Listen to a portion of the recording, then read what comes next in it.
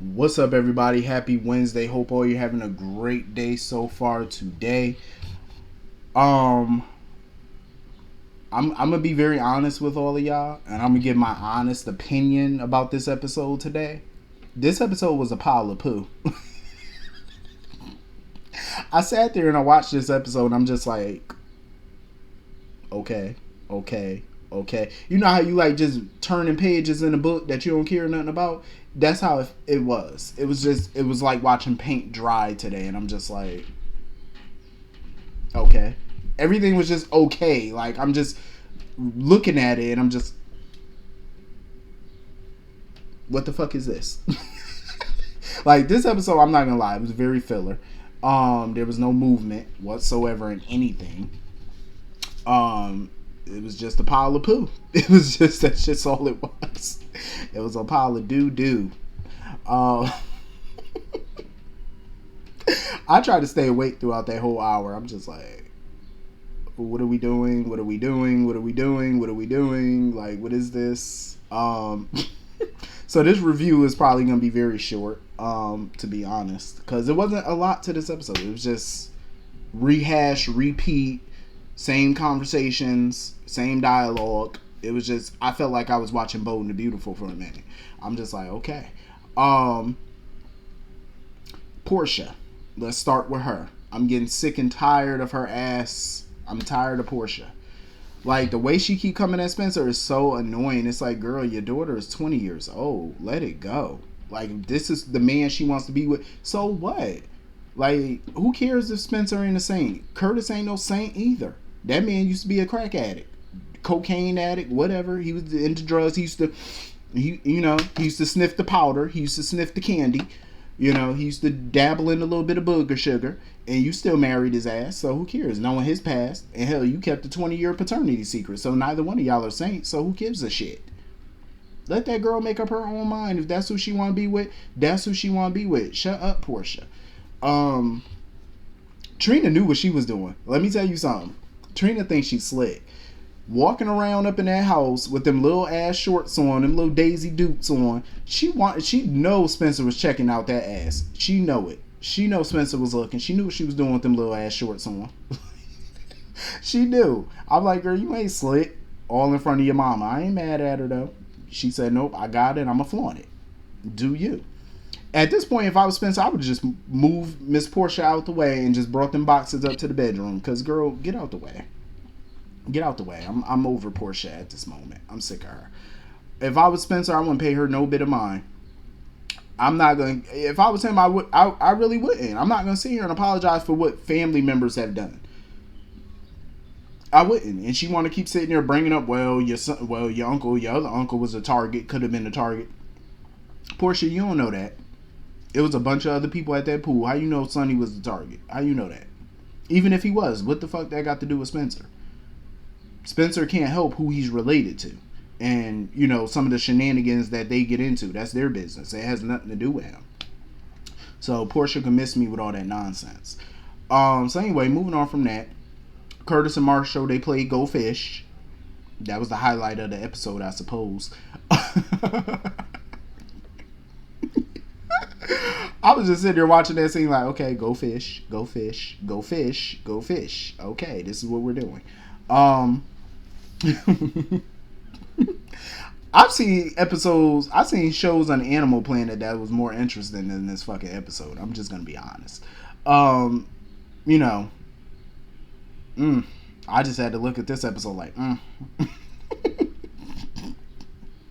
and you know how bad of an episode got to be if I'm sitting here contemplating, do I want to do a review? It's rare that I do that about General Hospital, like where I say, do I want to do a review? Do I don't? It's rare for me to do that. And today I did it. I was like, do I really want to? But I say, I'll do it. Curtis need to get over himself. Like, listen, sir, I understand your ass is in a wheelchair. You may or may not be there for the rest of your life, but stop thinking that, Portia better off without me. She could be with a man with two legs that can walk. I'm like, sir, get over yourself. Obviously, she want to be with you because of you. She obviously love you, and you keep acting an ass. I don't know why she's sticking around, but I guess I would have left your ass a long time ago.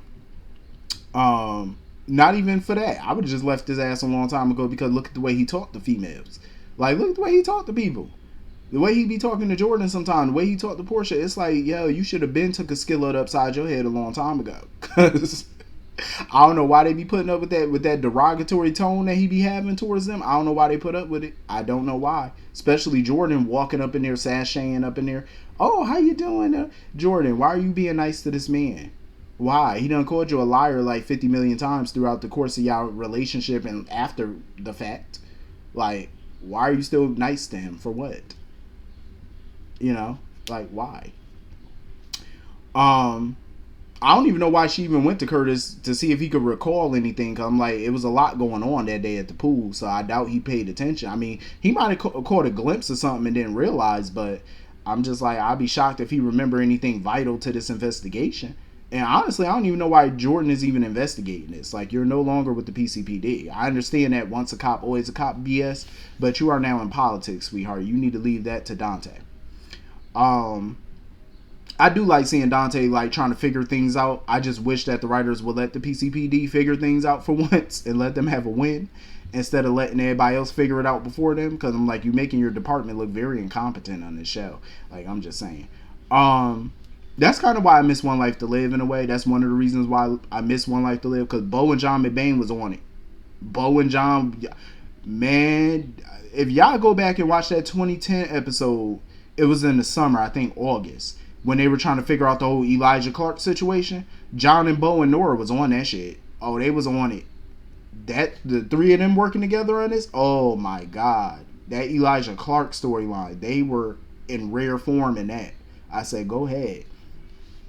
I loved every second of it. But yeah, they be making the PCPD look so incompetent. So I'm like, Dante, figure this shit out and piece it together. And I do love the fact that Sonny did call him about the boxing fight. Like, oh, son, you watching it? You did? I said, oh, look at y'all bonding over some boxing. Too bad Dante couldn't watch. He had work to do.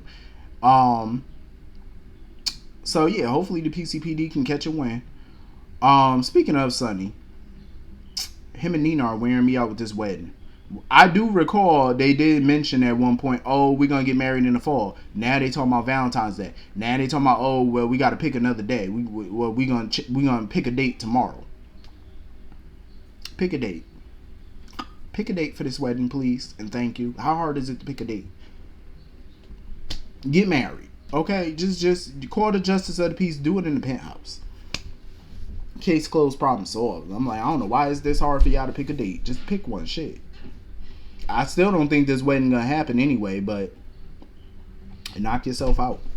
I did like the little flashback though of Carly and Olivia from 2008 when they first met. I remember that episode like it was yesterday too. When Olivia first popped up on the show for Kate wedding to Sonny. I remember that shit. I remember watching it. I was like 15 at the time too. I remember that. Those was one of the good times on the show too. I think it was during the time Anthony Zakara was around, Andrei Karpov, the Russian, was around. It was a hot mess during that time, and Kate had got shot at the wedding. That was a dope ass time, y'all. I was just glued to the TV during those times, trying to see what was gonna happen next. But I really don't care for the friendship of Olivia and Carly. I really don't even understand why Olivia is even friends with Carly, because I hate that whole kiss ass thing that she does with her sometimes. I don't like it. I really feel like, what does Olivia have to apologize to Carly about or feel bad about? Oh, I'm surprised. You know, she said something about being surprised they still friends or something like that. I guess that Carly wanted to help with Ned or whatever, given the fact that how Olivia treated her before. And I was just thinking to myself, how did Olivia treat her? Last I recall, Carly was being a bitch and talking about how, oh, Ned snitched on us and did this, this, and this. And yet you're mad because Olivia stood by her damn husband. She stood by her husband as she should, because her husband wasn't wrong. How many times has Carly stood by Sonny even when his ass was wrong? She defended him to everybody. So it's a problem when Olivia do it. I'm like, oh please, Olivia, move on from that friendship. That ain't no friendship. That's a kiss ass club that she wants you to be a part of. Move on from that foolishness. Like, move on. And I wouldn't even care if she did get mad if she was planning Sonny and Nina's wedding. So what? What does that have to do with you? You're not going to be there, so what does it have to do with you? Nothing. Mind your business. So anyway, moving on from that. I really wish Greg would just go ahead and tell his damn kids what's going on with him, because he not gonna be able to do shit on that bucket list or live his life while he still has it until he tell his kids. I agree with Alexis. Your son is a doctor. Tell him. I understand he don't want to be a burden to his kids, but I doubt his kids will see him as a burden. Just open up and tell them what the fuck going on with you, so they can be there for you and y'all can start doing fun things and they can remember those moments, and Violet can have those moments for him and she could remember those moments, you know what I'm saying, before you get even worse, because he's pretty much falling apart at the seams at the moment. He ain't all jittery and, you know, it's like, dude, move on, you know what I'm saying. Tell them what the hell is going on with you. So anyway, that's pretty much the whole episode. Hit the comment section, let me know what y'all all thought, and I will see you all later. Peace.